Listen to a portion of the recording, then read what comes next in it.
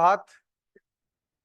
आप सभी लोगों का एक बार पुनः आईएससी संस्थान के इस ऑनलाइन और ऑफलाइन प्लेटफॉर्म पर, जहां पर भारतीय संविधान राज्य व्यवस्था की इस क्लास में हम लोग अध्ययन कर रहे हैं संविधान के भाग 3 का।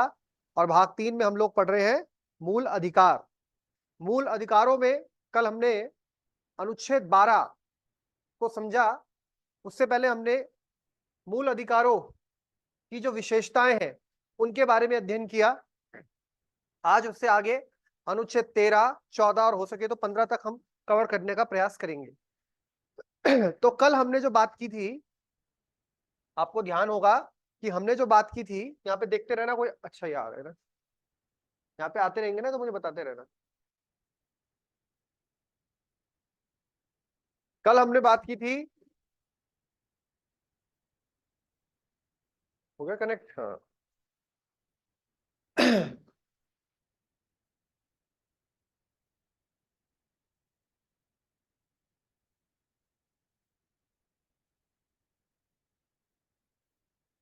हमने बात की थी मौलिक अधिकारों की।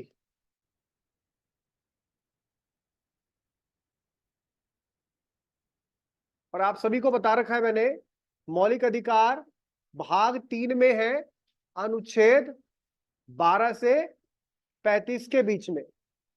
लेकिन ये ध्यान रहे कि अनुच्छेद 12, 13 प्लस अनुच्छेद 33, 34 और 35 ये कोई अधिकार नहीं, इनमें मौलिक अधिकारों से संबंधित बात बताई गई है। फिर हमने बात की थी अनुच्छेद 12 जो है वह बात करता है राज्य की।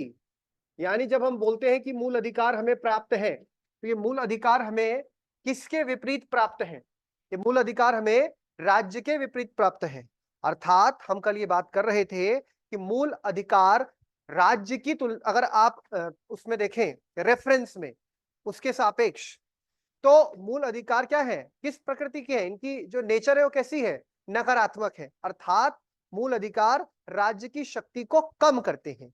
हम नागरिकों की शक्ति बढ़ाते हैं लेकिन राज्य की शक्ति को कम करते हैं, अर्थात यह प्रकृति में नकारात्मक है। यद्यपि यद्यपि कुछ मूल अधिकार प्रकृति में सकारात्मक भी हैं, लेकिन ओवरऑल जो इसका क्रक्स है वो क्या है कि मूल अधिकार प्रकृति में नकारात्मक है, अर्थात ये राज्य की शक्ति को कम करते हैं। ये बात हमने की। तो फिर वो राज्य जिसकी हम बोल रहे हैं शक्ति कम कर रहे हैं, तो वो राज्य है कौन? वो राज्य की परिभाषा क्या है? तो संविधान का अनुच्छेद 12 राज्य की परिभाषा देता है। अगला भाग जो है उसका नाम है राज्य के नीति निर्देशक सिद्धांत। उसमें जो राज्य है और इसमें जो राज्य है वो राज्य एक ही है, और उस राज्य के संदर्भ में हमें 4 बातें पता होनी चाहिए। सबको याद होगा राज्य क्या है। अब मैं दोबारा बता रहा हूं, एक बार ध्यान से देखिए। राज्य क्या है? संघ की कार्यपालिका, संघ की विधायिका,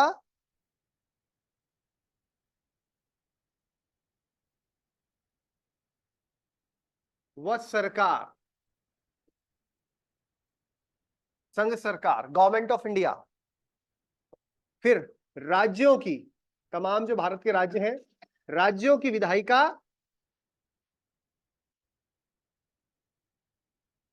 और राज्यों की सरकार। ठीक है। तीसरा क्या है? स्थानीय प्राधिकरण। और चौथा शब्द क्या लिखा है? अन्य प्राधिकरण। ये राज्य, यानी कि हमारे मूल अधिकार किससे हमें बचाते हैं? इनसे बचाते हैं। यानी हमारे मूल अधिकारों को इनसे भय है, इनसे खतरा है। ये कुछ ऐसा एक्ट कर सकते हैं, कुछ ऐसा कानून ला सकते हैं जिससे कि हमारे मूल अधिकारों पे प्रतिकूल प्रभाव पड़ सकता है।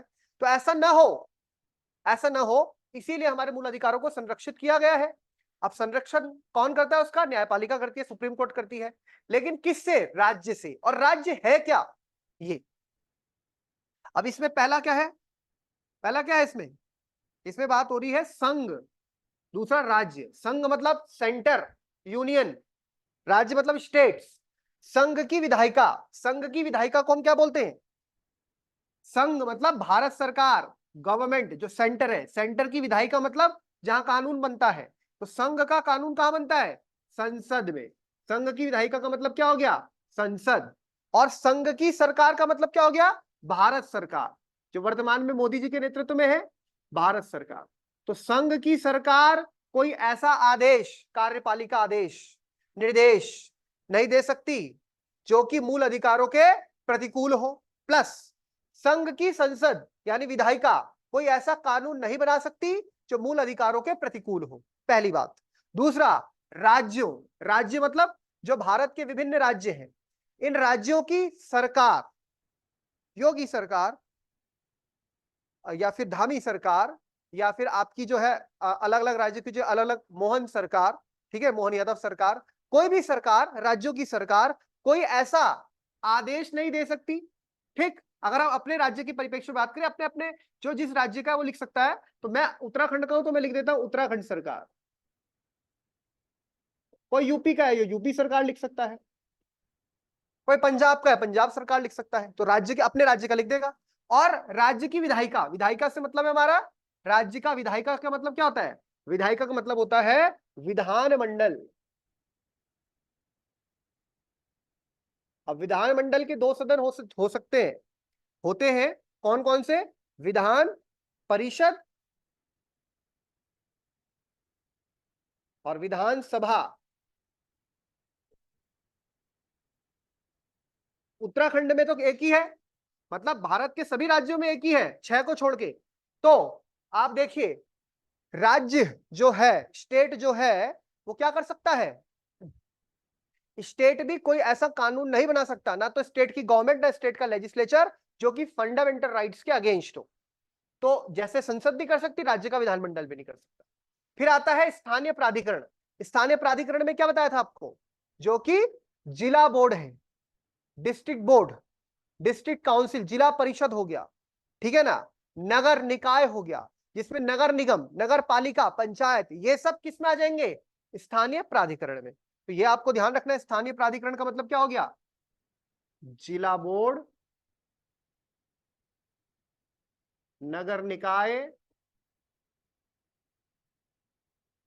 विकास बोर्ड, पंचायत आदि। और फिर आते हैं अन्य प्राधिकरण। अन्य प्राधिकरण में कौन आ गया? वो सब संस्थाएं जो कि स्टेट के बिहाफ पर फंक्शन कर रही हैं, वो सब बॉडीज जो कि राज्य के रूप में, राज्य की तरफ से कार्य कर रही हैं, जिन्हें राज्य के द्वारा कुछ एड, फाइनेंशियल पैसा दिया जा रहा है, या राज्य के द्वारा उनको आउटसोर्स किया गया है, उनको काम दिया गया है, राज्य का फंक्शन है लेकिन परफॉर्म वो बॉडीज कर रही है। वो किस में आती है? अन्य प्राधिकरण में। और इसको समय समय पर न्यायालय द्वारा परिभाषित किया गया।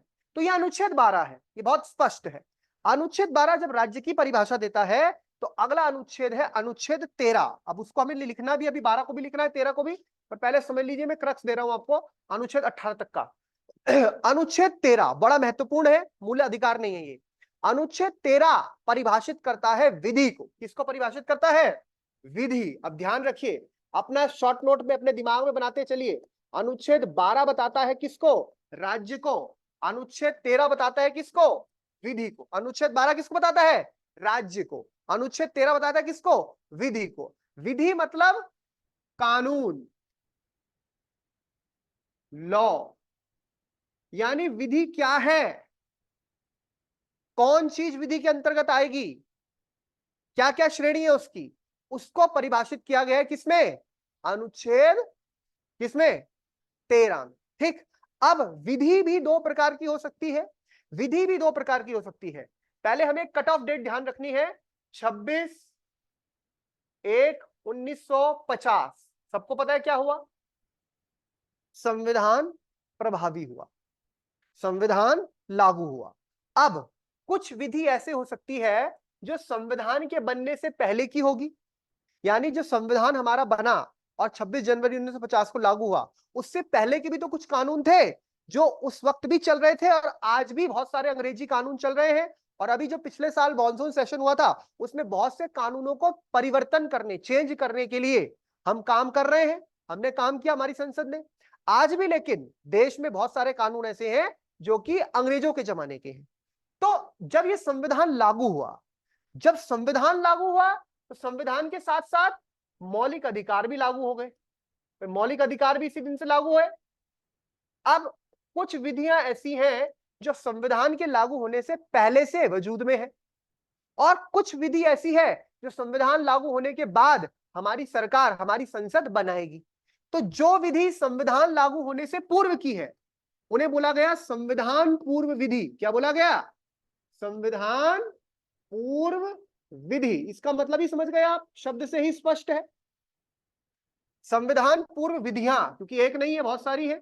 संविधान से लागू होने से पहले की विधियां जो अंग्रेजी जमाने की विधियां, और ये जो संविधान लागू हो गया इस तारीख को, इसके बाद जो कानून बना उन्हें बोला संविधानेतर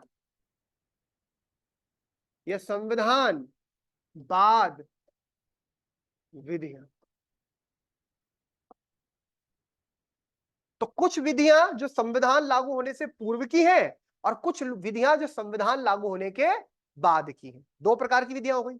अब प्रश्न आता है कि जब 26 जनवरी 1950 को हमारा फंडामेंटल राइट्स, कॉन्स्टिट्यूशन लागू हुआ तो फंडामेंटल राइट्स मिला, तो इन विधियों पर क्या प्रभाव पड़ेगा? तो पहली बात, जो विधियां संविधान लागू होने के बाद बनेंगी, संसद बनाएगी चाहे राज्य विधानमंडल बनाएंगे, वो कोई भी ऐसी विधि नहीं बना सकते जो कि मूल अधिकारों के विपरीत हो। आ रही है बात समझ में? यानी कि इस तारीख को हमारा संविधान लागू हो गया, संविधान लागू हो गया तो संसद भी वजूद में आएगी। चुनाव हुए थे ना 51-52 में, राज्य विधानमंडल वजूद में आ गए। अब राज्य विधानमंडलों का या संसद का काम क्या है? कानून बनाना। लेकिन ये ध्यान रहे उनको कि वो कोई भी कानून ऐसा नहीं बनाएंगे, कोई भी विधि ऐसी नहीं बनाएंगे जो हमारे मौलिक अधिकार यानी संविधान के भाग 3 के प्रतिकूल हो। ऐसी विधि अगर वो बनाते हैं तो वो वाइड हो जाएगी। क्या हो जाएगी? वाइड। वाइड का मतलब होता है शून्य करार दे दी जाएगी। अर्थात जो हमारे विधानमंडल है या हमारी संसद है, विधायिका, चाहे संघ स्तर पर हो राज्य स्तर पर हो, कोई ऐसी विधि का निर्माण नहीं कर सकती। तो ये बात तो यहां स्पष्ट हो गई। लेकिन सर उनका क्या, जो विधियां पहले से चली आ रही हैं? ये तो अब की बात है, संविधान लागू हो गया तो आगे से हमें ऐसा काम नहीं करना। लेकिन जो पहले से चला आ रहा है उनका क्या? क्या उन पर भी लागू होता है ये? बिल्कुल, उन पर भी लागू होता है। मूल अधिकार हमें मिल रहे हैं 26 जनवरी 1950 को, भाग 3 लागू हो गया। अब ये भाग 3 के विरोध में, विरोधाभास में अगर कोई ऐसी विधि आती है जो कि पहले की है, पहले की मतलब संविधान पूर्व विधि, और वो विधि का कोई भाग, कोई खंड, कोई प्रोविजन हमारे आज मूल अधिकारों से असंगत है, असंगत माने उसके साथ मेल नहीं खा रहा है, उसके अगेंस्ट जा रहा है, यानी अधिकारों का कहीं ना कहीं क्या कर रहा है? हनन कर रहा है। तो ऐसी स्थिति में उस विधि का वो खंड, वो भाग काबिले निरस्त होगा। क्या होगा? काबिले निरस्त होगा। बात समझ में आ गई? यानी कि कोई विधि है, मान लीजिए ये, इसमें 1 2 3 4 5 क्लॉज हैं, और इन क्लॉज में हम देखते हैं कि ये जो क्लॉज 3 और क्लॉज 4 है, ये ऐसा क्लॉज है जो कि आज संविधान के भाग 3 के सम्मत नहीं है, उसके अगेंस्ट है। तो ऐसी स्थिति में दो चीज हो सकती है, या तो आप इस पूरी विधि को ही कैंसिल कर दो कि विधि तो फंडामेंटल राइट के अगेंस्ट है, या तो आप ये कर सकते हो, या फिर आप ऐसा कर सकते हो कि 1 और 2 5 और 6 ये क्लॉज तो सही है, पुरानी विधि के हैं, सही है, फंडामेंटल राइट से कहीं नहीं टकरा रहे। कौन सा टकरा रहा है? 3 और 4। तो एक तरीका है, या तो पूरी विधि को ही कैंसिल कर दो, या फिर नई विधि बनाओ उसके बाद इसको कैंसिल करके, या फिर क्या हो सकता है, आप पूरी विधि को ना हटाओ, केवल इसको, तीसरे क्लॉज को और चौथे क्लॉज को हटा दो, क्योंकि यही पार्ट क्या हो रहा है, यही वाले सेक्शन हमारे फंडामेंटल राइट से टकरा। आ गई बात समझ में? तो ये है हमारे संविधान के अनुच्छेद 13 में बताया गया, संविधान पूर्व के और संविधानेतर जो कानून है। कानून क्या होता है, पहली बात तो ये भी आप समझेंगे, कानून पूर्व विधियां क्या होगी, कानून के बाद की विधि क्या होगी, डॉक्ट्रिन ऑफ सेपरेबिलिटी क्या होगी, डॉक्ट्रिन ऑफ एक्लिप्स क्या होगी, वो सब आर्टिकल 13 में हमें पता लगता है। लेकिन सबसे महत्वपूर्ण बात यह है, आर्टिकल 13 हमारी न्यायपालिका को शक्ति देता है, और यूपीएससी आईएएस में क्वेश्चन आ रखा है ये कहीं नहीं लिखा है, ये लिखा नहीं है कि हम इसको, किसको, कोर्ट को, न्यायपालिका को हम न्यायिक पुनर्वालोकन की शक्ति देते हैं, ऐसा शब्द नहीं है। लेकिन अनुच्छेद 13 से अनुच्छेद 32 से ये अपने आप एक सार निकल के आता है कि न्यायपालिका की भूमिका महत्वपूर्ण है। कैसे? क्योंकि अनुच्छेद 13 हमें क्या बताता है? अनुच्छेद 13 से एक सिद्धांत निकल के आता है जिसे बोलते हैं न्यायिक पुनर्वालोकन। न्यायिक पुनर्वालोकन इसे बोलते हैं judicial review. Judicial review, judicial मतलब न्यायिक, रिव्यू मतलब पुनः देखना, पुनः अवलोकन करना। किसका अवलोकन करना? विधि का। कौन सी विधि? जो संसद द्वारा बनाई गई है, या राज्य विधानमंडल द्वारा बनाई गई है, या वो सरकार का आदेश ही है। जो भी इस राज्य का एक्ट है, कोई ऐसा राज्य जो हमने पीछे पढ़ा, उसका कोई भी ऐसा एक्ट जो विधि में परिभाषित किया गया है, अगर वो मूल अधिकारों के साथ संगत नहीं है, अगर वो मूल अधिकारों के साथ मेल नहीं खा रहा है, तो फिर न्यायपालिका की भूमिका बहुत महत्वपूर्ण हो जाती है। न्यायपालिका उस विधि को अवैध करार कर सकती है। ऐसी शक्ति न्यायपालिका को अनुच्छेद 13 के तहत प्राप्त होती है। सुप्रीम कोर्ट आप जानते हैं बहुत शक्तिशाली है इस मामले में।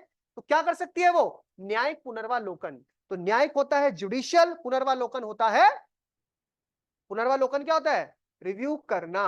तो अभी लेटेस्ट आपने देखा सुप्रीम कोर्ट ने क्या किया था, जो इलेक्शन बॉन्ड वाला स्कीम थी उसको असंवैधानिक करार दिया। सुप्रीम कोर्ट ने एक कॉन्स्टिट्यूशन अमेंडमेंट हुआ था, 99th constitution amendment, national judicial appointment commission, जजों की नियुक्ति के संबंध में, उस पूरे पूरे जो है अमेंडमेंट को ही अवैध करार दिया। अवैध मतलब उसे पाया गया कि यह संविधान सम्मत या मूल अधिकारों के सम्मत या बुनियादी ढांचे के सम्मत नहीं है। तो बात समझ में आ रही है? अनुच्छेद 13 बहुत ही महत्वपूर्ण है न्यायपालिका के संदर्भ में, उसको शक्ति देता है। अब इसके बाद शुरू होते हैं मूल अधिकार।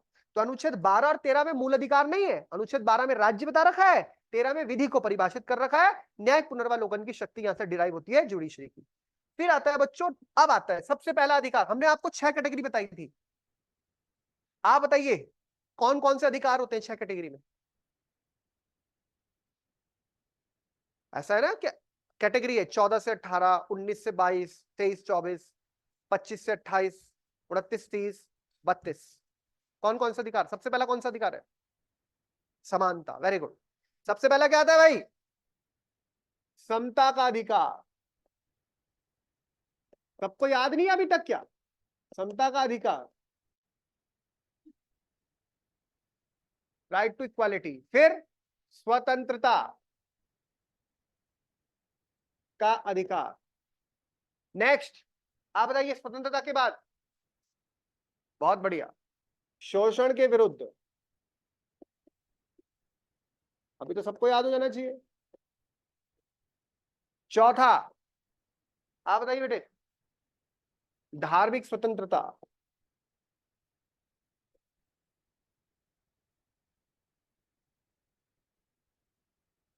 नेक्स्ट आप बताइए श्रुति, संस्कृति एवं शिक्षा संबंधी।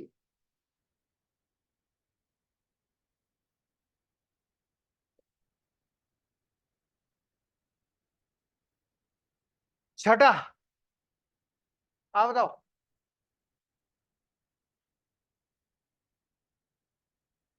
नहीं, संपत्ति नहीं, संवैधानिक उपचारों पर। ठीक है, संपत्ति का अधिकार हट चुका है।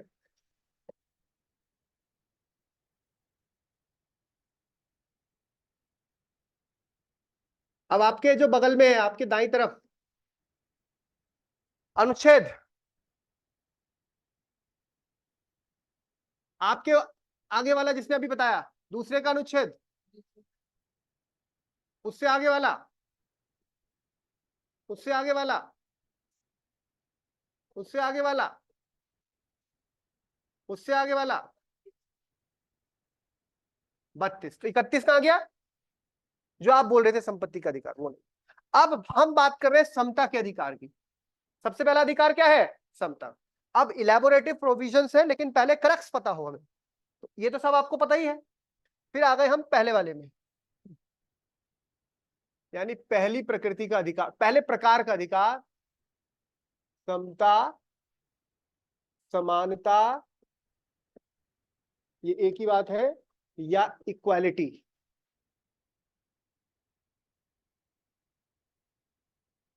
अब इसमें अनुच्छेद कहां से स्टार्ट होगा? 14 से, जिसको हम सिंपल अगर एक लाइन में समझे, विधि के समक्ष समानता व विधियों का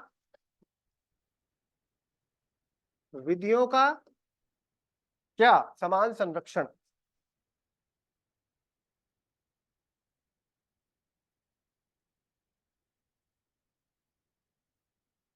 equality before law and equal protection of law. ठीक। दूसरा 15 बोलता है राज्य नागरिकों से भेदभाव नहीं करेगा।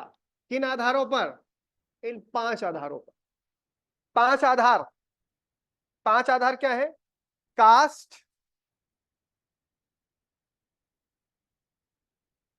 Race, religion, sex, place of birth, यानी जाति, मूलवंश, धर्म, लिंग और जन्म स्थान। केवल ये 5 जो है, इनमें से किसी आधार पर भेदभाव नहीं करेगा। ये क्रक्स है। अनुच्छेद 16 ये सब कहें कि समता स्थापित करने के लिए। अनुच्छेद 16 क्या बोलता है? अनुच्छेद 16 बोलता है, यानी कि लोक नियोजन में, पब्लिक एम्प्लॉयमेंट में, सरकारी नौकरी बोलते हैं जिसे, लोक नियोजन, पब्लिक एम्प्लॉयमेंट रेस क्या होगा? है बेटा, रेस क्या होगा सर? मूलवंश, मूलवंश। लोक नियोजन में अवसर की समानता।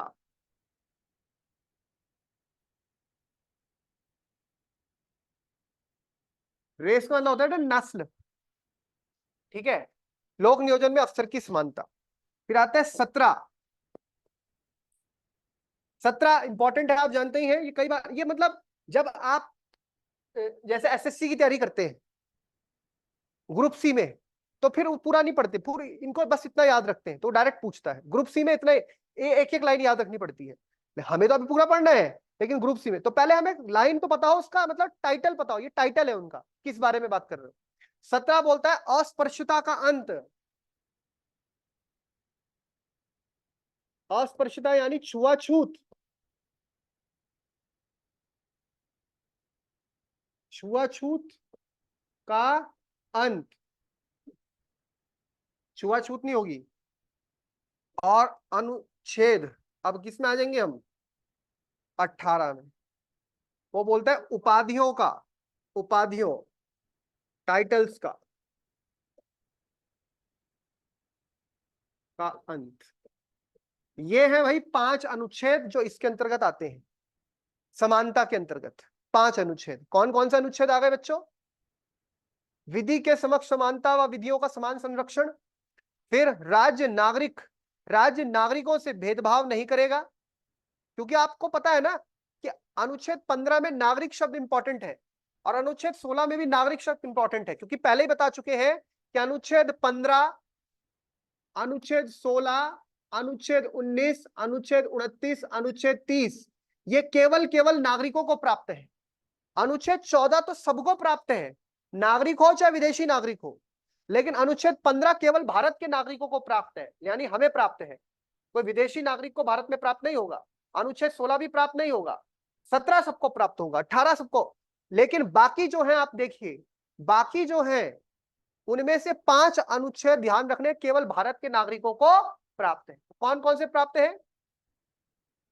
15, 16, 19, 29, 30, तो उनमें से दो तो यही है, 15 और 16। यानी राज्य नागरिक के साथ भेदभाव नहीं करेगा 5 आधारों पर, caste, creed, religion, sex, place of birth. और 16 क्या बोलता है? लोक नियोजन में, सरकारी नौकरी में सबको बराबर अवसर दिए जाएंगे, लोक नियोजन पर अवसर की समानता। 17 बोलता है अस्पृश्यता का अंत, यानी कि किसी भी व्यक्ति के साथ कोई छुआछूत भेदभाव नहीं होगा। 18 बोलता है उपाधियों का अंत, क्योंकि सब लोग समान है तो उपाधियां विशिष्ट बनाती हैं। अलग से आपको समाज में अगर आपके पास कोई उपाधि आप इस प्रकार की धारण करते हैं तो समाज में संदेश आता है कि व्यक्ति हमसे अलग है, इतर है। तो फिर इसीलिए अनुच्छेद 18 में उपाधियों का अंत किया गया है। तो इनका टाइटल ध्यान रखिए। अब मैं पहले आपको क्रक्स बता देता हूं। देखो, याद तो आपको करना पड़ेगा कैसे। 14 विधि के समक्ष समानता, विधियों का समान संरक्षण, इक्वालिटी बिफोर लॉ। 14 आप ध्यान रखें, ठीक है। 15 क्या बोलता है? वो उसी बात को आगे बढ़ा रहा है, 5 आधार पर भेदभाव नहीं होगा। 16 में ध्यान रखना, सरकारी नौकरी वाली बात जो है वो 16 में है, पब्लिक एम्प्लॉयमेंट 16 में है, लोक नियोजन 16। 17 छुआछूत, 17 यानी खतरा। अगर आप किसी के साथ छुआछूत करेंगे, अनटचेबिलिटी करेंगे तो आपके ऊपर कानूनी कार्रवाई होगी। छुआछूत को समाप्त किया गया किसमें? 17 में। तो खतरा कब होता है? जहां हम देखते हैं कोई बिजली का खंभा है, वहां खतरे का साइन होता है, हम अगर छुएंगे तो क्या होगा? करंट लगेगा, है ना। तो अगर किसी के साथ छुआछूत किया तो आपको भी करंट लगेगा, कानून का करंट लगेगा। तो 17 से याद रखना है अस्पृश्यता का अंत किया गया है, ठीक है। 17 से खतरा याद आएगा, खतरा से वो बिजली का साइन याद आएगा, और डेंजर वाला सबको दिमाग में आ जाएगा छुआछूत, छुआछूत। 18 यानी उपाधियां, टाइटल्स, उनका अंत है। तो अभी याद कर लीजिए किसमें क्या है, केवल इनका एक एक पॉइंट बताइए। 12 में क्या है? राज्य, सभी बोलिए। 12 में क्या है? राज्य की परिभाषा। 13 में क्या है? विधि को परिभाषित किया गया है और न्यायिक पुनर्वालोकन का सिद्धांत निकलता है। और फिर 14 में क्या है?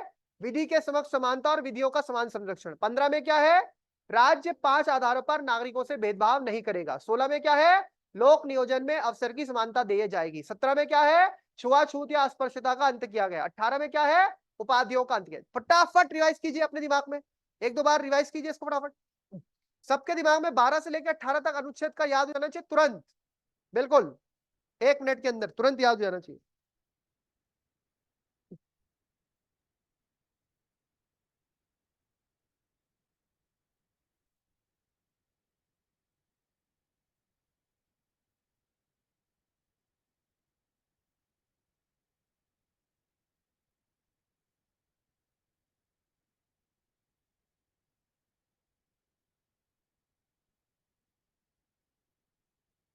एकदम से कोई भी पूछ लूंगा मैं 16 तो फिर कंफ्यूज नहीं हो जाना। मैंने बोल दिया 13 तो कंफ्यूज नहीं होना। जैसी कोई भी आर्टिकल बोलूंगा इनमें से तुरंत उसका टाइटल आपके मुंह से निकलना चाहिए।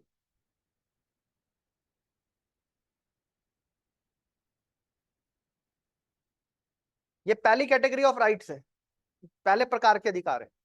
इन सबका उद्देश्य है देश में, हमारे समाज में क्या स्थापित करना? समानता। क्या स्थापित करना? समानता। आ रही है बात समझ में?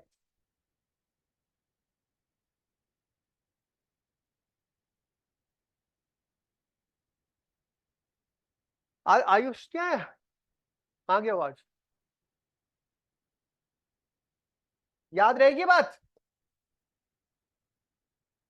अब आप इधर आइए जरा। ये संविधान की मूल कॉपी है, यानी संविधान का जो लिखा गया है जिस तरीके से वो है। ये अनुच्छेद 12 में आप देख रहे हैं राज्य हमने पढ़ा, अनुच्छेद 13 जिसमें हम विधि पढ़ रहे हैं, ठीक है। अब जरा ध्यान से इसको देखना, 4 खंड इसमें देख रहे हैं आप। केवल मैं पढ़ रहा हूं, अभी फिर समझाता हूं। जिसको ऑनलाइन वाले हैं वो सुनते हुए चलिए बस, अगर साफ ना दिख रहा हो आपको तो। मूल अधिकारों से असंगत या उनका अल्पीकरण करने वाली विधियां, इसका मतलब समझते हैं? अभी जो बता रहा था मैं आपको, कोई ऐसी विधि जो मूल अधिकारों से असंगत है, यानी कि उसके साथ मैच नहीं हो रही है, उसके साथ मैच नहीं हो रही है, या उनका अल्पीकरण, या उसको कमजोर कर रही है, कम कर रही है, या उसका अल्पीकरण कर रही है, उसको कम कर रही है, ऐसी विधियां। तो इस संविधान के प्रारंभ से ठीक पहले भारत के राज्य क्षेत्र में प्रवृत्त सभी विधियां उस मात्रा तक शून्य होंगी जिस तक वे इस भाग के उपबंधों से असंगत है। ये बात समझा दी गई है। क्या बोल रहा है? इस संविधान के प्रारंभ से ठीक पहले मतलब इस संविधान के लागू होने से ठीक पहले से जो विधियां चली आ रही थी, जिसको हमने अभी आपको पीछे लिखाया, संविधान पूर्व विधियां। बोला क्या बोल रहा है? इस संविधान के प्रारंभ से ठीक पहले, यानी इस कॉन्स्टिट्यूशन के इन्फोर्समेंट से ठीक पहले भारत के राज्य क्षेत्र में, हमारे देश की टेरिटरी के अंदर प्रवत्त सभी विधियां, जो विधियां चल रही हैं उस टाइम, जो मतलब एग्जिस्टेंस में है, उस मात्रा तक शून्य होंगी। वो विधियां उस मात्रा तक शून्य हो जाएंगी जिस मात्रा तक वे इस भाग का, किस भाग का, भाग 3 के उपबंधों का से असंगत है। क्या मतलब है इस चीज का? कि संविधान लागू होने से पूर्व की सारी विधियां जो भारत क्षेत्र में लागू हैं, वो विधियां इस संविधान लागू होने के बाद तुरंत भाग 3 लागू हुआ, जैसे संविधान लागू हुआ भाग 3, तो अगर उन विधियों में कोई ऐसा प्रावधान है जो कि मूल अधिकारों से असंगत है, तो वो विधियां उस मात्रा तक, पूरी विधि नहीं होगी, मैंने बताया था ना, या तो ये पूरी विधि असंगत हो जाए या उसका वो क्लॉज जो असंगत है। तो मैंने आपको भी डायग्राम से बताया था, ये क्लॉज अगर असंगत है तो उस मात्रा तक शून्य हो जाएगी जिस मात्रा तक वह असंगत। इसका मतलब वो विधि चलती रहेगी। अगर आपसे कोई इंटरव्यू में पूछ ले कि संविधान लागू होने से पूर्व की कोई विधि चल सकती है, तो आप बोलेंगे बिल्कुल चल सकती है सर। लेकिन अगर उस विधि में कोई ऐसा क्लॉज, ऐसा खंड है कि वो भाग 3 के विपरीत जा रहा है, तो फिर वो उस मात्रा तक शून्य हो जाएगा। वो बोलेगा ऐसा कहां आपको, आपने सुना, आपने कहां ऐसा पढ़ा? तो आप बोलेंगे भारतीय संविधान का अनुच्छेद 13 खंड 1 में ये बात कही गई। तो ये तो संविधान पूर्व की बात बोली उसने। अब देखिए, अब संविधान लागू हो गया, अब क्या है? अब राज्य ऐसी कोई विधि नहीं बनाएगा, वो तो पहले की बात हो गई। अब की, राज्य ऐसी कोई विधि नहीं बनाएगा जो इस भाग द्वारा प्रदत्त अधिकारों को छीनती या न्यून करती है। यानी अब स्टेट के लिए बोल दिया। और राज्य क्या है, जो हमने पहले बता दिया आपको, चाहे वो सरकार का आदेश हो, चाहे वो संसद का कानून हो, चाहे विधानमंडल का कानून हो, चाहे कुछ हो, राज्य ऐसा कोई कानून, कोई विधि नहीं बनाएगा जो कि क्या होगी, इस भाग में दिए गए अधिकारों को छीनती है, यानी आपके अधिकार कम कर रही है या उन्हें कम कर रही है। और इस खंड के उल्लंघन में बनाई गई प्रत्येक विधि उल्लंघन की मात्रा तक शून्य होगी। और अगर राज्य मान लीजिए ऐसी विधि बनाता भी है, तो वैसे तो बनाएगा नहीं, और बनाता है तो जब उसका रिव्यू होगा तो अपने आप समझ रहे हैं आप, वह विधि भी उस मात्रा तक, अब क्या वो विधि पूरी ही, अब यूपीएससी यही घुमा देगा आपको, क्या वो विधि, बनाई गई विधि, प्रत्येक विधि पूरी गैर निरस्त हो जाएगी, निरस्त हो जाएगी? नहीं, उस मात्रा तक लिखा गया ना यहाँ पे, उस मात्रा तक शून्य होगी जिस मात्रा तक वो आपके अधिकारों का उल्लंघन कर रही। ये दो बातें तो हमने आपको समझा दी। अब बात इसमें तीसरी, अब हम विधि समझेंगे। इस अनुच्छेद में जब तक कि संदर्भों में अन्यथा उपेक्षित ना, विधि का मतलब केवल ये ना समझे कि बस कानून जो पार्लियामेंट बना रही है। विधि की परिभाषा बहुत बड़ी है और यहां से प्री में क्वेश्चन आने वाला है, विधि के अंतर्गत क्या क्या है। यहां पर विधि का मतलब है भारत के राज्य क्षेत्र में विधि का बल रखने वाला, यानी हमारे देश के भीतर हर वो विधि, विधि का मतलब विधि विधि है, उस विधि के अंतर्गत अलग अलग अलग अलग 8 बातें बताई जाती हैं। हर वो एक्ट, हर वो क्लॉज, हर वो ऑर्डर, हर वो नोटिफिकेशन, हर वो ऑर्डिनेंस जो कि विधि का बल रखता है, बल समझते हैं, जो कि वो पावर रखता है कि वो कानून के रूप में सब पर लागू। तो वो कौन कौन है? उसमें आएगा आपका अध्यादेश। तो आपसे पूछा जा सकता है, एमसीक्यू बन जाएगा इसमें, निम्नलिखित में से कौन विधि के अंतर्गत आते हैं? तो आपको अनुच्छेद 13 का खंड 3 ध्यान रखना है, कौन कौन विधि के अंतर्गत आ रहे हैं। राष्ट्रपति द्वारा दिया गया या राज्यपाल द्वारा दिया गया कोई अध्यादेश, यानी कोई अध्यादेश भी ऐसा नहीं हो सकता जो मूल अधिकारों का उल्लंघन कर रहा हो। खंड 1 खंड 2 में आप देख रहे हैं, विधि में क्या आ गया, अध्यादेश। याद करते हुए चलिए, अपने दिमाग में दोहराना है भाई, विधि में क्या आ गया, अध्यादेश, यानी ऑर्डिनेंस भी विधि है। दूसरी बात, आदेश, प्रधानमंत्री ने कोई आदेश दे दिया, किसी मंत्री ने कोई आदेश दे दिया, राज्य के मुख्यमंत्री ने आदेश दे दिया, राज्य के मंत्री ने आदेश दे दिया, अफसर ने आदेश दे दिया, और वो आदेश ऐसा है जो मूल अधिकारों पर प्रतिकूल प्रभाव डाल रहा है, तो वो भी विधि है। तो अध्यादेश भी विधि है, आदेश भी विधि है। उपविधि, उपविधि मतलब एक विधि है, उस विधि का कोई खंड, उस विधि का कोई भाग, जैसे एक मेन है उसके नीचे, जैसे हमने लिख दिया पॉइंट 1, यानी लॉ नंबर 1, लॉ नंबर 1 का clause A, B, clause C, उसका भाग। तो विधि के नीचे उपविधि, कोई नियम, कोई ऐसा नियम भी नहीं हो सकता, विनियम रेगुलेशन भी नहीं हो सकता, अधिसूचना नोटिफिकेशन भी नहीं हो सकती, रूढ़ी या प्रथा। बहुत जबरदस्त। अब ध्यान से समझिए, विधि क्या है जरा याद करने का प्रयास कीजिए। विधि क्या, अपने दिमाग में बिठाना है और गिनते चलो कितने हैं। विधि में क्या क्या आ रहा है, कौन कौन विधि में शामिल है, नोट भी कर लेना अपने आप साइड में कहीं, विधि में क्या क्या आ रहा है तुरंत लिखो। ऐसे लिखना साइड में, अभी मेन नोट नहीं चल रहा है, जो आपको एक्स्ट्रा नोट बताए जाते हैं अलग से लिखने वाले, वो क्या लिखोगे, विधि इज इक्वल्स टू अनुच्छेद 13 के तहत विधि के अंतर्गत क्या क्या आता है, लिखो सबसे पहले क्या आ रहा है विधि के अंतर्गत, अध्यादेश। और अभी क्या भी याद करो, विधि के अंतर्गत बाद में मत छोड़ो, विधि के अंतर्गत अध्यादेश, बोलो विधि के अंतर्गत अध्यादेश। दूसरा विधि के अंतर्गत आदेश, अध्यादेश आदेश, अध्यादेश आदेश, नियम विनियम, देखो मैच भी हो रहे हैं, आदेश अध्यादेश एक जैसे शब्द लग रहे हैं, नियम विनियम एक जैसे शब्द। विधि के अंतर्गत क्या आ गया, अध्यादेश आदेश। तीसरे नंबर पे क्या लिखा आपने, उपविधि, उपविधि बाय लॉ बोलते हैं अंग्रेजी में, उपनिधि, उपविधि बाय लॉ। फिर नियम, फिर क्या आ गया नियम, फिर क्या आ गया विधि नियम, क्या आ गया विधि नियम। नियम और विधि नियम अंतर होता है, रेगुलेशन एक्ट 1773 है ना, नियम, नियम हो गया, विधि नियम हो गया। फिर क्या आ गया नोटिफिकेशन, अधिसूचना जारी होती है, कई बार देखा होगा आपने, अधिसूचना। तो कितने हो गए, 1 2 3 4 5 6 7 8, कहा था मैंने 8 है इसमें। तो याद रखना है। आप दोबारा देखो बेटे, क्या है बेटा, आपको याद हो रहा है बच्चे, हाँ बहुत अच्छा बच्चा है, तो याद करेगा आज सारा।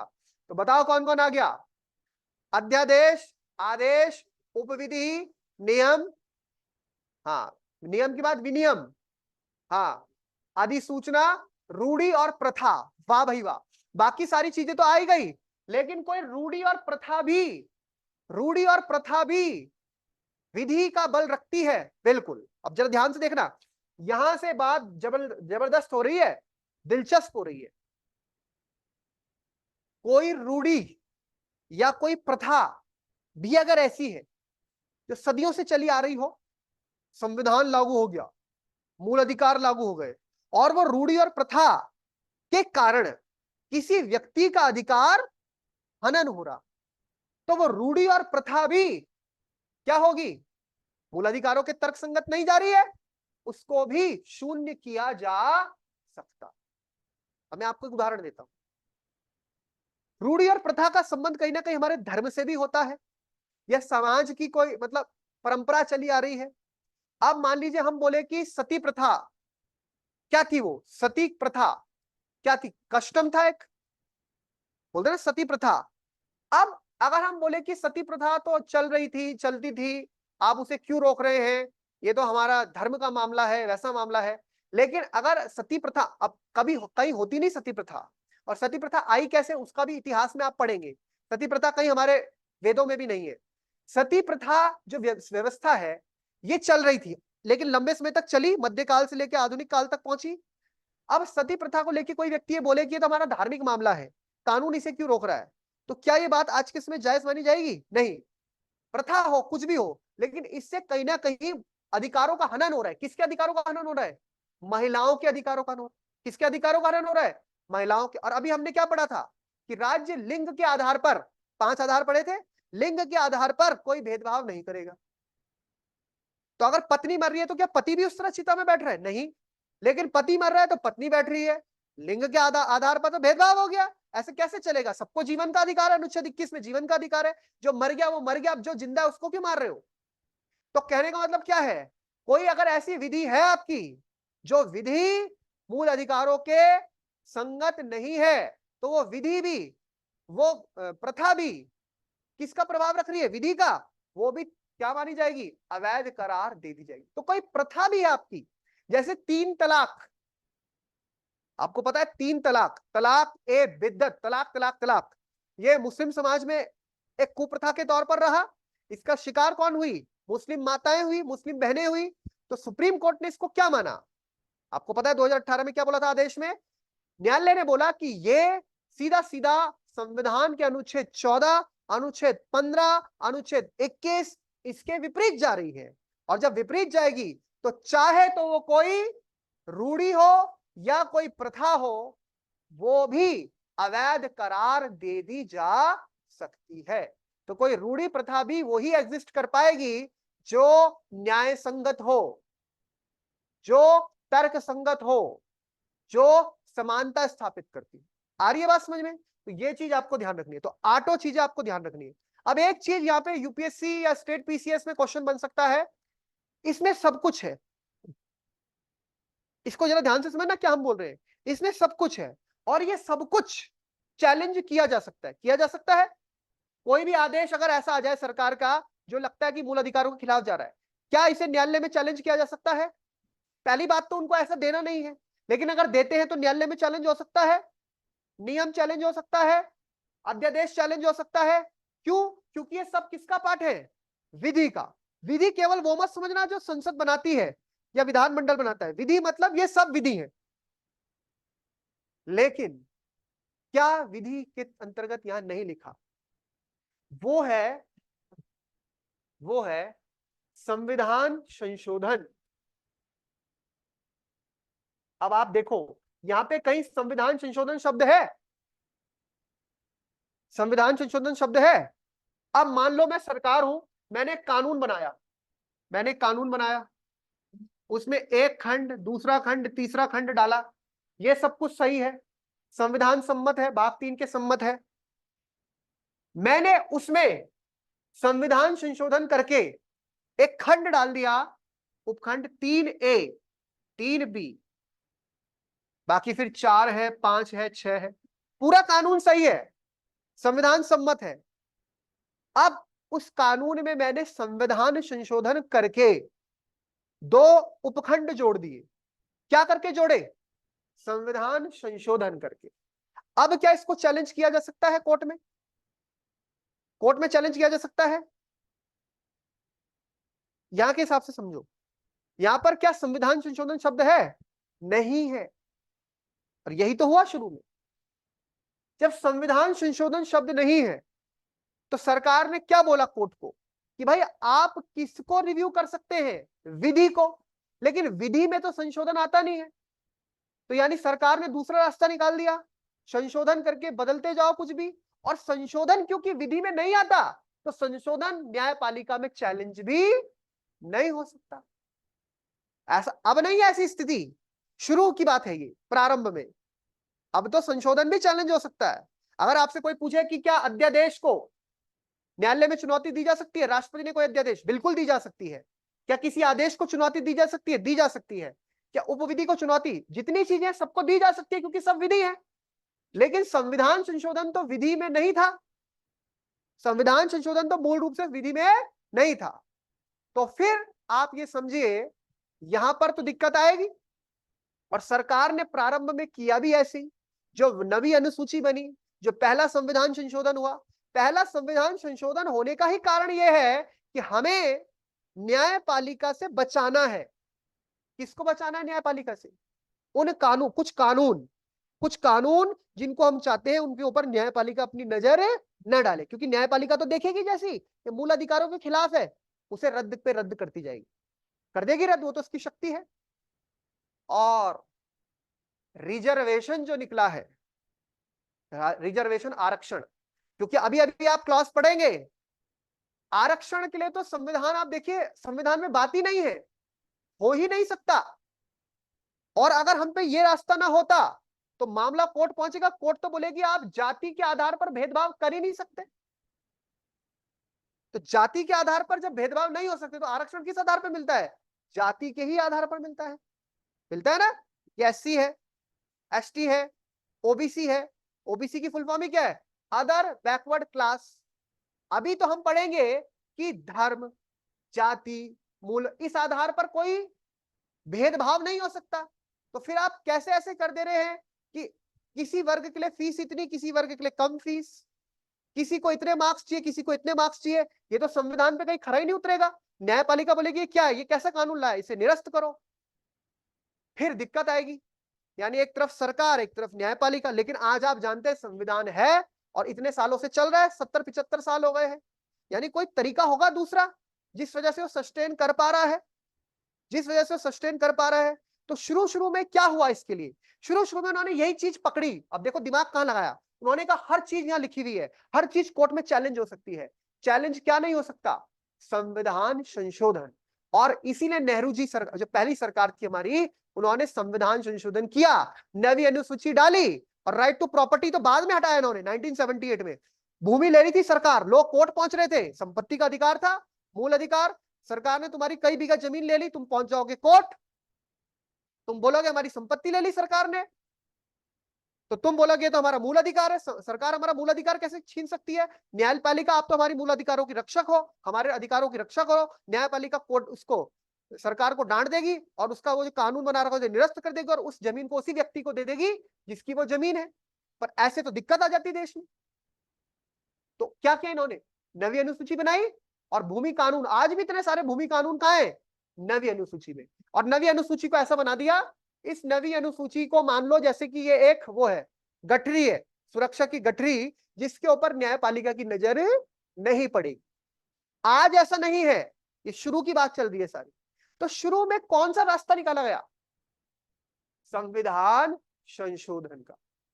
यानी कि आपसे क्वेश्चन आएगा, which of the following is not mentioned, निम्नलिखित में से कौन सा शब्द विधि की परिभाषा के अंतर्गत अनुच्छेद 13 में नहीं आता।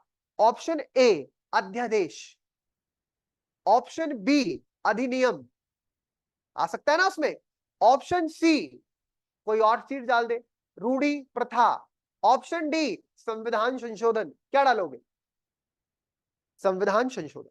लेकिन अगर आज की स्थिति पूछे आप मुझसे कि क्या आज संविधान संशोधन का रिव्यू हो सकता है, बिल्कुल हो सकता है। क्या आज संविधान संशोधन निरस्त हो सकता है, बिल्कुल हो सकता है, हुआ है। अभी तो बताया था 99वां संविधान संशोधन अधिनियम 2015, संविधान संशोधन को ही न्यायपालिका ने क्या कर दिया, निरस्त कर दिया। तो ये कहां, ये स्थिति यहां तक कैसे पहुंची, ये कब हुआ, वो हम आगे आगे जैसे पढ़ते जाएंगे तो समझते हुए जाएंगे। इतनी बात समझ में आ गई सबको, इतनी बात समझ में आ गई। अब ये हो गया, तो ये आपने देख लिया।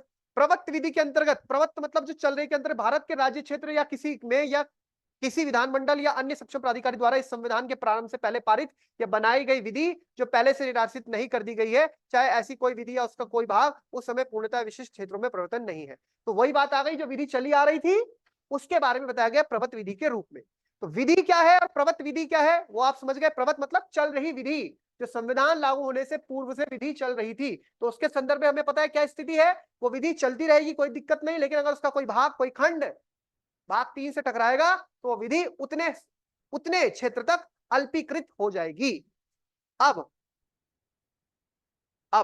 यहां पर देखो कितने जबरदस्त, इस अनुच्छेद की कोई बात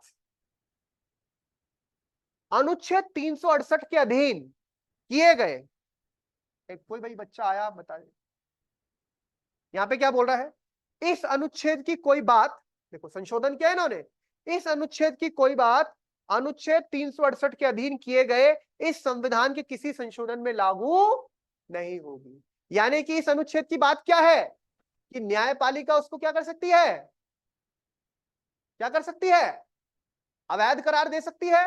और यहां पे क्या लिख दिया है कि इस अनुच्छेद की कोई बात अगर हमने कोई काम 368 के तहत किया उस पर लागू नहीं होगी। यानी न्यायपालिका 368 से किए गए किसी काम को रिव्यू नहीं कर सकती।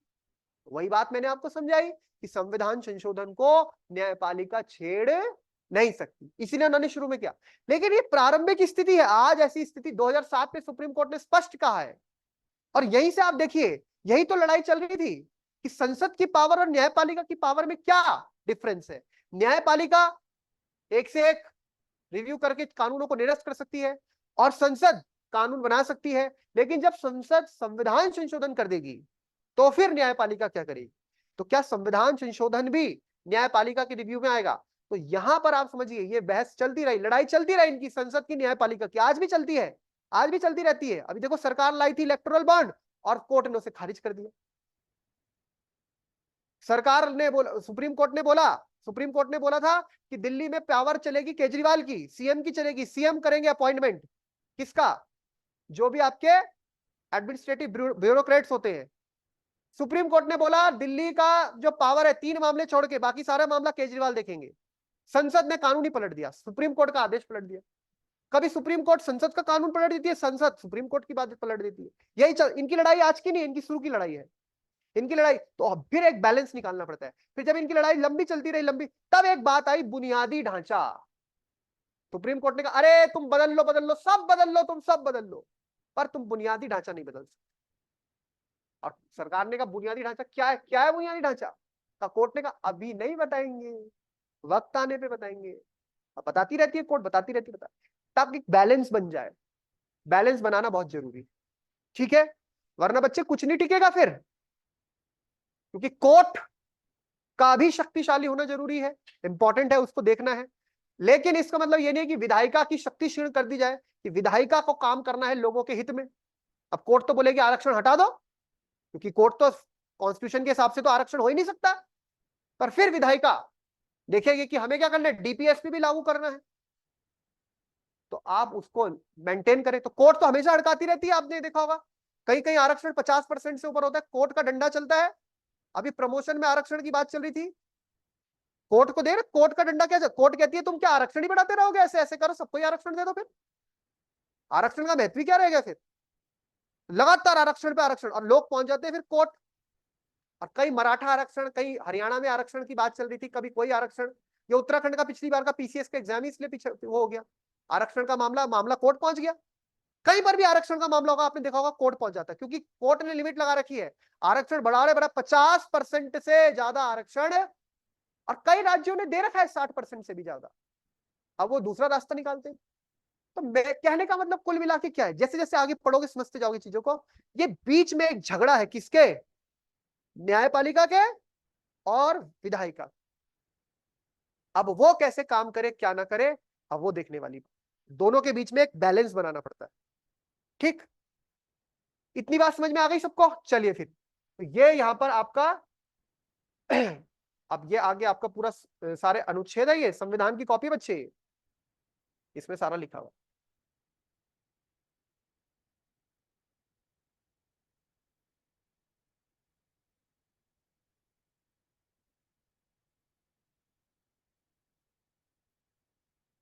कहां थे हम?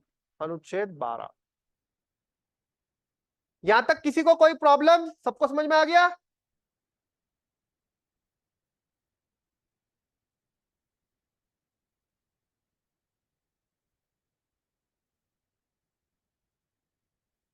आप लोगों को नेट पे मिल जाएगी, आप नेट से निकाल दीजिएगा, इसको डाउनलोड कर लेना, ठीक है।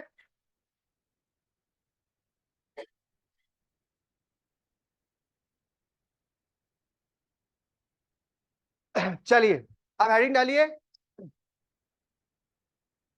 कहां पहुंच गए थे बच्चे हम कल?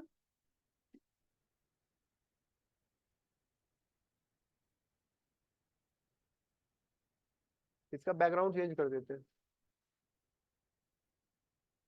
मूल अधिकारों की विशेषताएं, और विशेषताएं लिखी थी बस। लास्ट में क्वेश्चन कराएगा। अच्छा ठीक है, चलिए लिखिएगा। राज्य की परिभाषा, अनुच्छेद 12 के तहत राज्य की परिभाषा।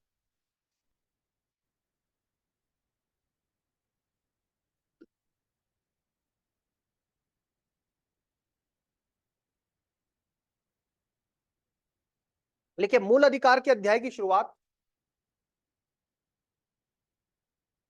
जल्दी से लिखिए। मूल अधिकार के अध्याय की शुरुआत राज्य से होती है। मूल अधिकार के अध्याय की शुरुआत राज्य से होती है, क्योंकि क्योंकि मूल अधिकार क्योंकि मूल अधिकार राज्य के विरुद्ध क्योंकि मूल अधिकार राज्य के विरुद्ध प्राप्त होने वाले क्योंकि मूल अधिकार राज्य के विरुद्ध प्राप्त होने वाले अधिकार है। क्योंकि मूल अधिकार राज्य के विरुद्ध प्राप्त होने वाले अधिकार है। न्यायालय द्वारा घोषित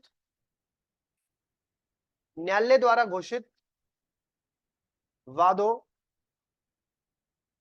न्यायालय द्वारा घोषित वादों तथा संविधान के आधार पर न्यायालय द्वारा घोषित वादों समझते हो ना, केसेस, वाद बोलते हैं ना, वाद। न्यायालय द्वारा घोषित वादों तथा संविधान के आधार पर राज्य में निम्नलिखित शामिल है। राज्य में निम्नलिखित शामिल है। अब क्या शामिल है? जो आपने पीछे एक नोट बनाया होगा, जो मैंने आपको बोर्ड में लिख के दिखाया था, वही आपने कॉपी करना है। 1 2 3 4 याद है? अभी बनाया था जो।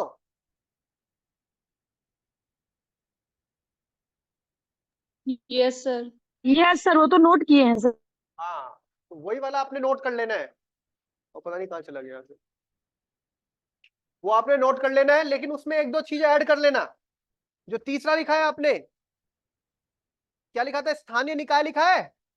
स्थानीय निकाय, स्थानीय प्राधिकरण, उसमें लिख दिया यस नगर सर, पालिकाएं, स्थानीय। लिख दिया था नगर पालिकाएं, ये लिखा था मैंने वहां। Yes sir. पंचायतें, पंचायतें लिख दिया था आपने। जिला बोर्ड, ठीक है ना? तो ठीक है, वो लिखा है तो आधी आधी कर देना उसको बस।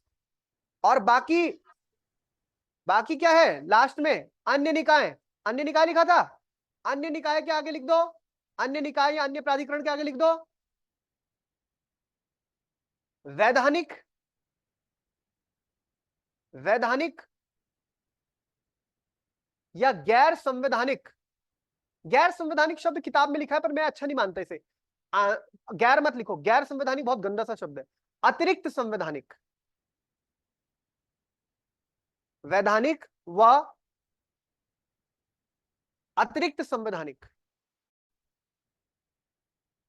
ठीक है? इसे बोलते हैं संविधान से अतिरिक्त प्राधिकरण। सर जैसे इसमें वो वाली कंपनीज आ जाएंगी, LIC वगैरह। हाँ हाँ हाँ, वही लिखने हैं बेटा, वही लिख रहे हैं, सही समझ रहे हो। संविधान से अतिरिक्त, जैसे, जैसे ONGC, ONGC comma SAIL, SAIL समझते हो? SAIL, SAIL, Steel Authority of India Limited बोलते हैं जैसे। LIC, LIC, LIC, जो ये आपकी नवरत्न महारत्न कंपनियां होती हैं, है ना? हमारे उत्तराखंड में UPCL, ठीक है, ये सब आदि इत्यादि, आदि इत्यादि। स्टार पॉइंट, माननीय उच्चतम न्यायालय के अनुसार, माननीय उच्चतम न्यायालय के अनुसार, माननीय उच्चतम न्यायालय के अनुसार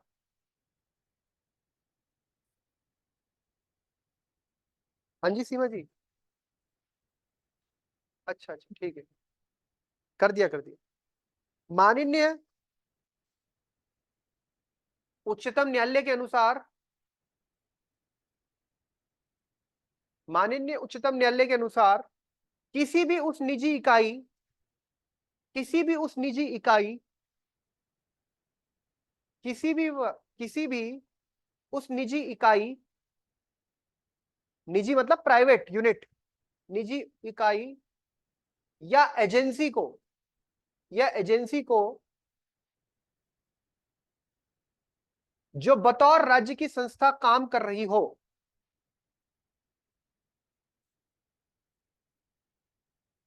माननीय उच्चतम न्यायालय के अनुसार किसी भी उस निजी इकाई व एजेंसी को जो बतौर राज्य की संस्था काम कर रही हो, मैंने कहा ना राज्य के बिहाफ पे जो काम करती है,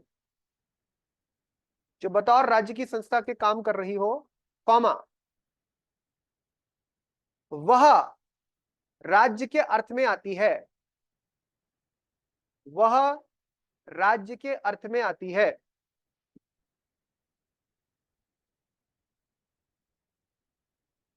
वह राज्य के अर्थ में आती है।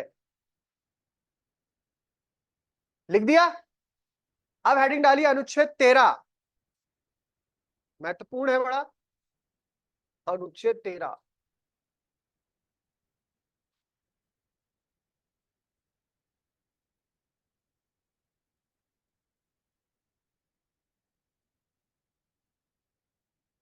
आर्टिकल 13।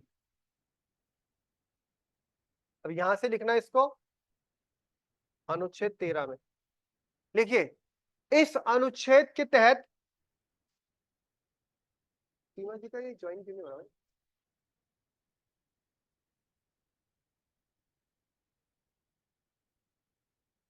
इस अनुच्छेद के तहत अनुच्छेद 13 में लिखना है आपको ये। सर मेरा तो छूट गया सारा, क्या करूं? 12 छूटा, 12 में कितना आया? आधा पेज। आधा पेज छोड़ने के बाद लिखिए। अब सीधा शुरू हो रहा है 13। वो अभी फोटो भेज देंगे आपको 12 वाला। जी सर जी। अनुच्छेद 13 में लिखिए। इस अनुच्छेद, बोर्ड पे लिखा है, इस अनुच्छेद के तहत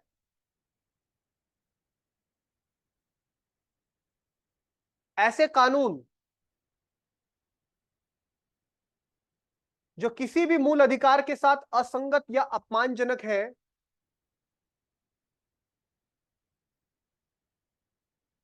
ऐसे कानून जो किसी भी मूल अधिकार के साथ असंगत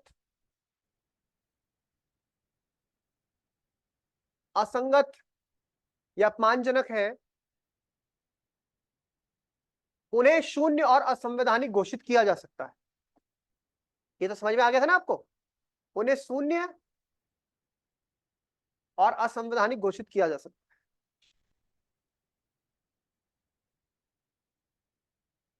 समझ रहे हैं बात को?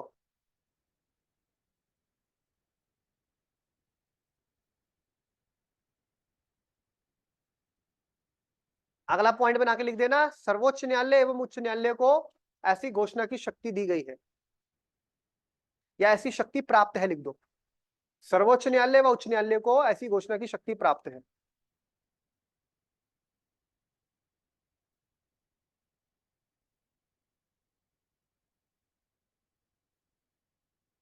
फिर लिखना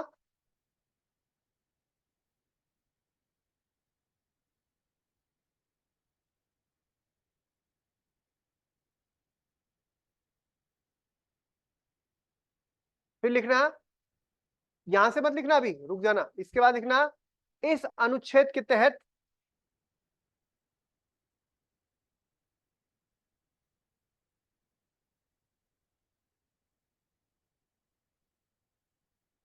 चार खंड है। इसको चार भाग में तोड़ा गया अनुच्छेद को।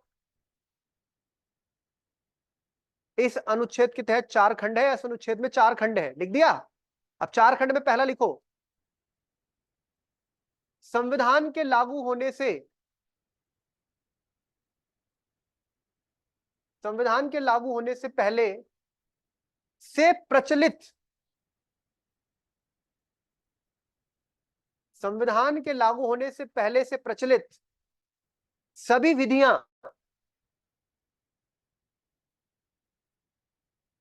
संविधान के लागू होने से पहले से प्रचलित सभी विधियां उस मात्रा तक शून्य होंगी। 13 के 1 में लिखना है, ये 13 का 1 चल रहा है, चार खंड लिखने हैं ना।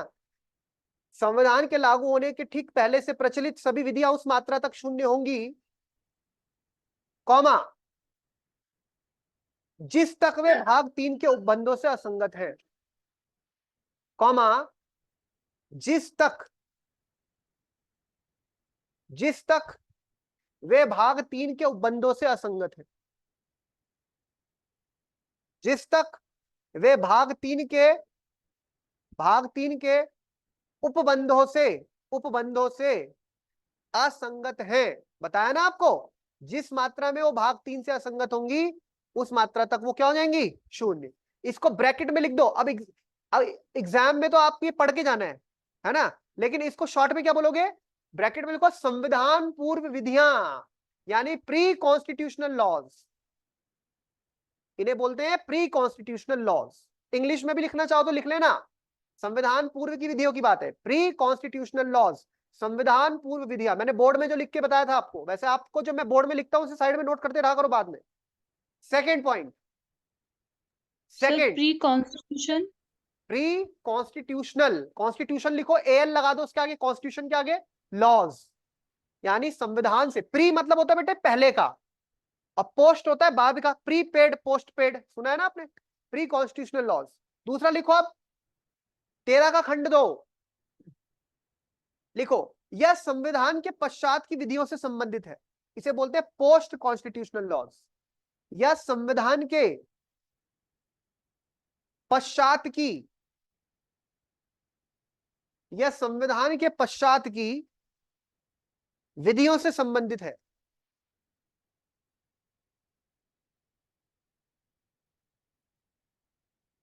इसके तहत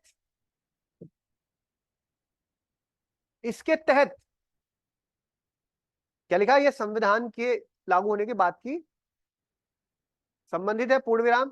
इसके तहत यदि राज्य कोई ऐसी विधि बनाता है,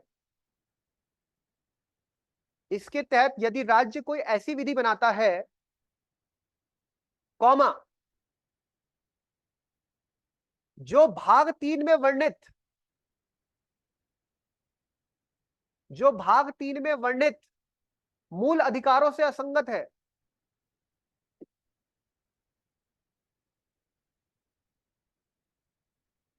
जो भाग 3 में वर्णित मूल अधिकारों से असंगत है, यानी वही वाली बात आ गई जो ऊपर है, तो वह विधि उस मात्रा तक शून्य होगी,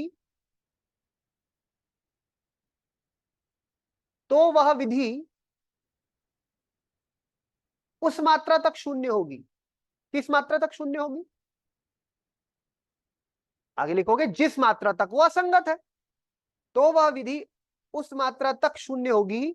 शून्य मतलब जीरो, उसका कोई प्रभाव नहीं रहेगा, कॉमा, जिस मात्रा तक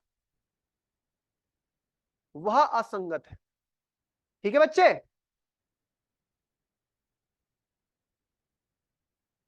यानी जिस मात्रा तक वो मूल अधिकारों का उल्लंघन कर रही है। आगे समझ में बात? तो 2 पॉइंट हो गए। अब तीसरा,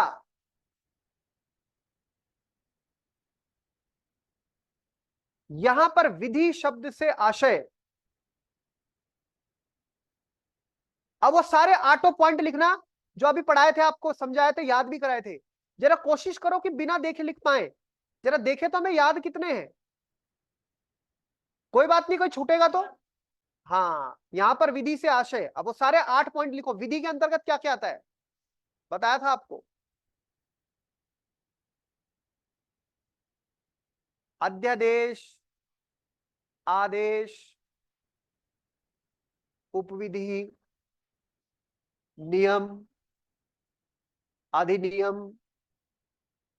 याद आ रहा है नहीं आ रहा है? अधिसूचना। सर हमें तो नहीं पता। हमें नहीं पता?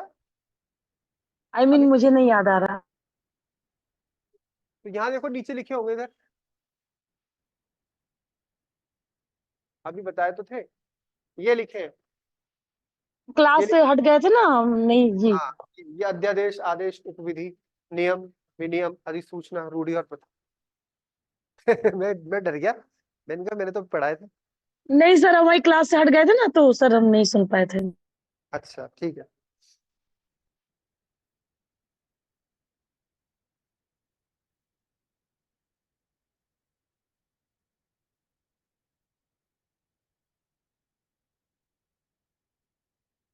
सर जी, हाँ जी, हाँ जी, बोलिए। यही पूरा लिखना है? हाँ, लेकिन केवल क वाला खंड लिखना है इसका, क वाला। ख वाला हमारे काम का नहीं है फिलहाल, क वाला। फिर लिखिए 13/4, 13/4,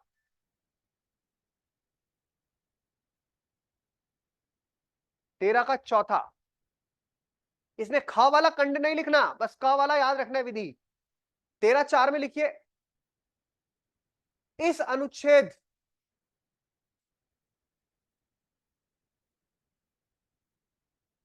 की कोई बात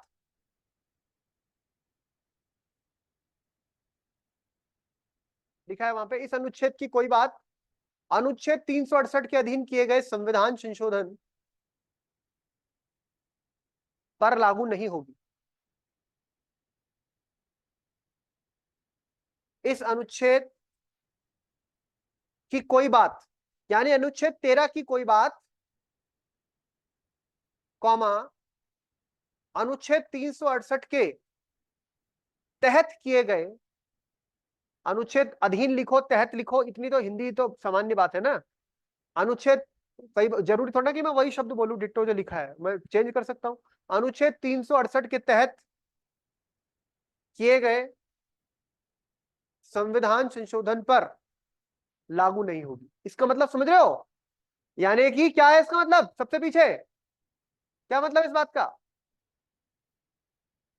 यानी अनुच्छेद 13 के तहत जो शक्ति मिल रही है न्यायपालिका को, वो अनुच्छेद 368 के तहत किए गए संविधान संशोधन पर लागू नहीं होगी। ऐसा इंदिरा गांधी ने किया था 24वें संविधान, नोट भी कर लो ब्रैकेट में देखो, 24वें संविधान संशोधन द्वारा 1971 में इसे जोड़ा गया। 24वें संविधान संशोधन द्वारा 1971 में इसे जोड़ा गया। यानी सोचो इंदिरा गांधी कितनी शक्तिशाली प्रधानमंत्री थी। अब आज भी ऐसी बात उठती है ना कि मोदी जी ये कर रहे हैं वो कर रहे हैं, उस टाइम तो उन्होंने सीधा लिखा दिया कि हम संविधान में कुछ भी संशोधन करें, न्यायपालिका इधर देखना भी मत, ये देखो हमने तुम्हारे लिए एक दरवाजा बना दिया है। और ये दरवाजा क्या था? यही 13 खंड 4। अब देखो उस टाइम भी सरकार कितनी ताकतवर हो गई थी। इंदिरा गांधी ने कहा ये बार बार काम करो, न्यायपालिका आ जाती है बीच में, हर काम करो लोग न्यायपालिका पहुंच जाते हैं, तो फिर ये कर दिया गया। अब ये लड़ाई लंबी चली बाद में, तो आपको पता ही है। चलिए फिर अब आगे आ जाइए, अनुच्छेद 13 आप समझ गए। अब यहां पर एक डॉक्ट्रीन आती है, डॉक्ट्रीन, यहां तक आप समझ गए थे? ये सब वही वाली बातें हैं, आच्छादन का सिद्धांत और पृथकीकरण का सिद्धांत। अब देखो जरा एक चीज समझना,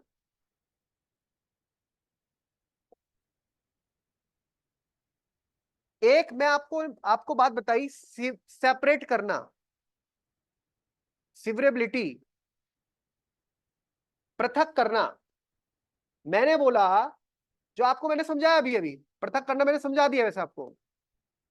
मैंने बोला कि भाई अगर इस कानून में ये वाला पार्ट, ये पूरा एक कानून है और इस कानून का ये वाला पार्ट संविधान संगत नहीं है, मूल अधिकार संगत नहीं है, बुनियादी ढांचे संगत नहीं के संगत में नहीं है, तो मैं क्या करूं? मतलब मैं न्यायपालिका होने के नाते क्या करूं? मैं इस पूरे कानून को रद्द कर दूं या फिर केवल इस भाग को सेपरेट कर दूं?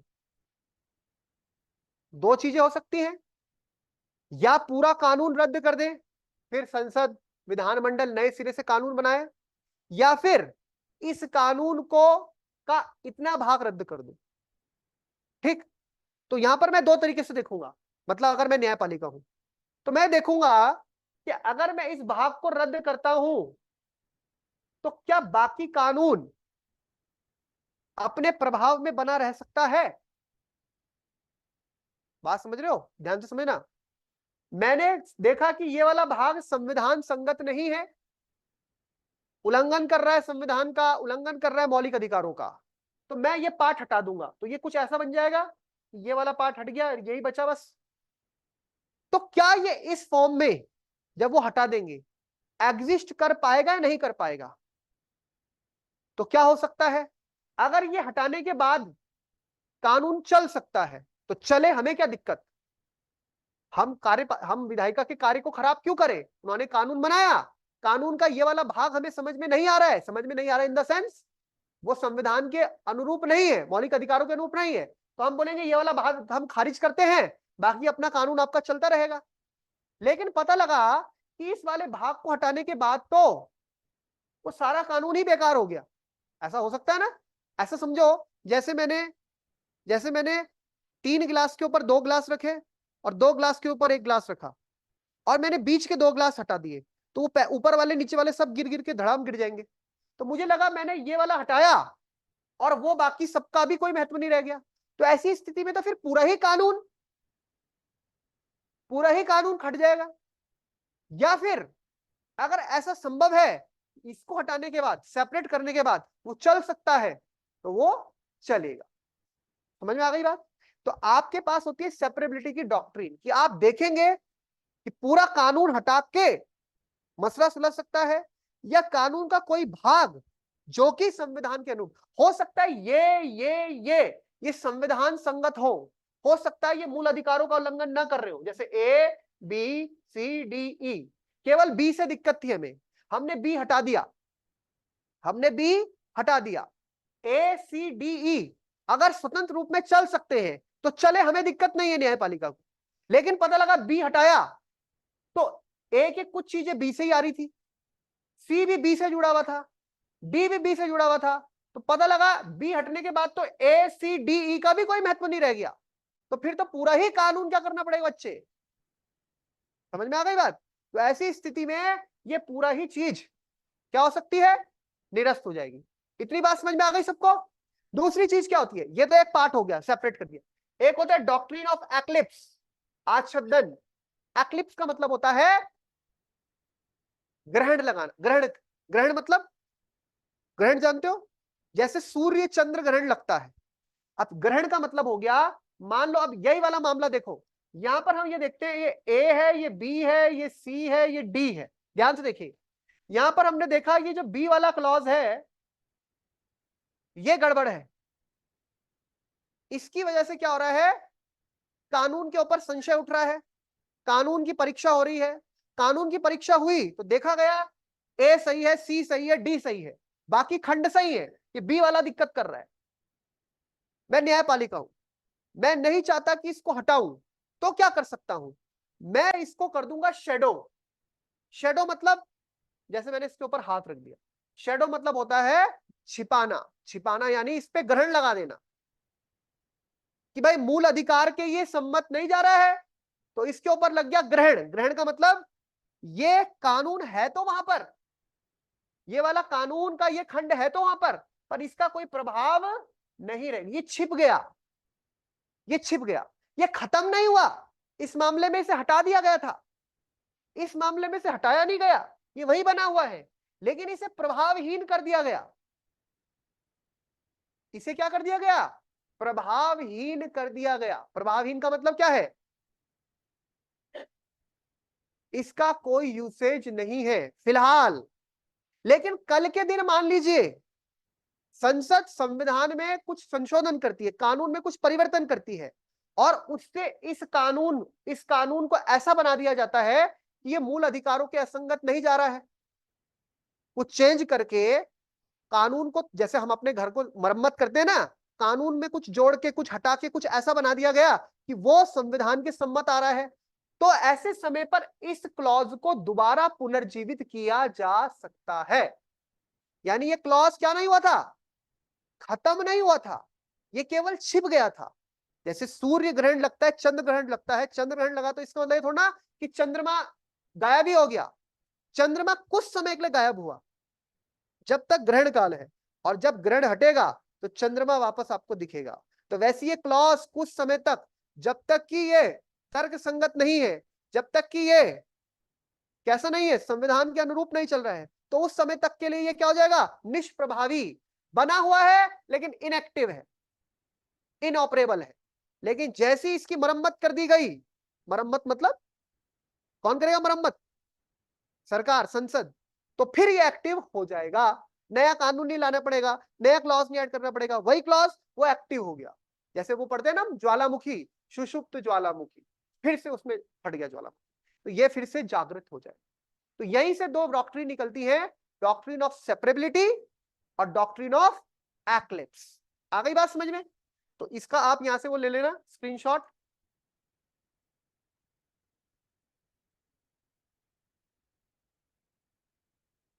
ये लो बेटे, यहां से लो स्क्रीनशॉट, लो, इसको लिखना है आपको घर में।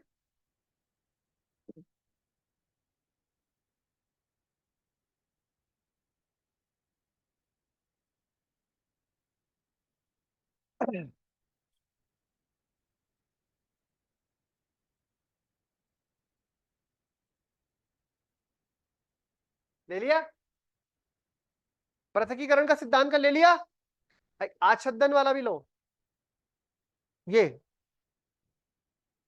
एक्लिप्स वाला।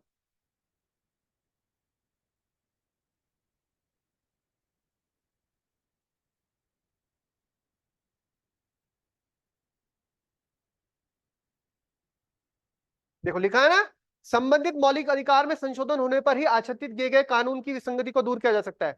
जब ग्रहण हट जाता है तो कानून अपने आप वैध और सक्रिय हो जाता है। तो जब ग्रहण हट गया उसका तो कानून क्या हो गया अपने आप। तो कैसे होगा उसका ग्रहण, कैसे हटेगा, संशोधन किया गया है।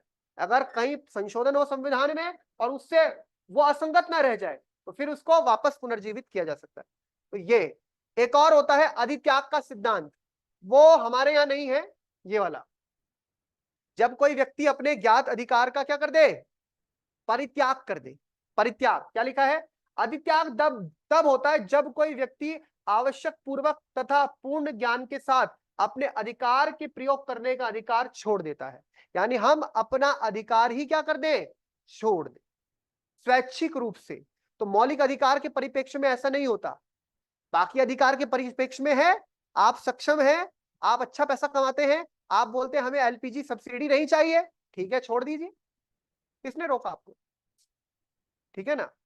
आप अपने अधिकार का परित्याग कर रहे हैं, आप सक्षम हैं, आपके पास पहले राशन कार्ड था, आप राशन लेने जाते थे, मिट्टी तेल चीनी गेहूं चावल, आप सक्षम है, नहीं लेना चाहते, ठीक है, आप इस अपने अधिकार का परित्याग कर दीजिए।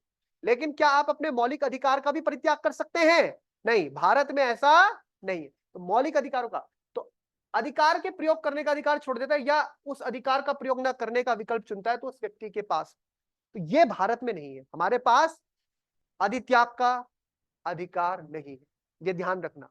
कौन सा अधिकार, फंडामेंटल राइट को आप छोड़ अपने नहीं सकते। फंडामेंटल राइट जिस व्यक्ति को है, जैसा है उसको वैसा दिया गया है। कोई भी व्यक्ति अपने फंडामेंटल राइट का त्याग नहीं कर सकता। बाकी राइट आप त्याग कर सकते हैं, बाकी आपको कोई सरकार से स्कीम की सुविधा का लाभ मिल रहा है, कल के दिन में कोई बोलना चाहे मेरे को आरक्षण मिलता है, मैं बोलता हूं मैं आरक्षण नहीं लेना चाहता, कोई बात नहीं, नहीं लीजिए, आप जनरल उससे कीजिए, वो तो आपकी इच्छा है। लेकिन जो मूल अधिकार है वो आप क्या नहीं कर सकते। अब आप मुझे कल ये बताइएगा, क्या आरक्षण मूल अधिकार है या क्या आरक्षण मूल अधिकार है? नहीं सर, मूल अधिकार नहीं है।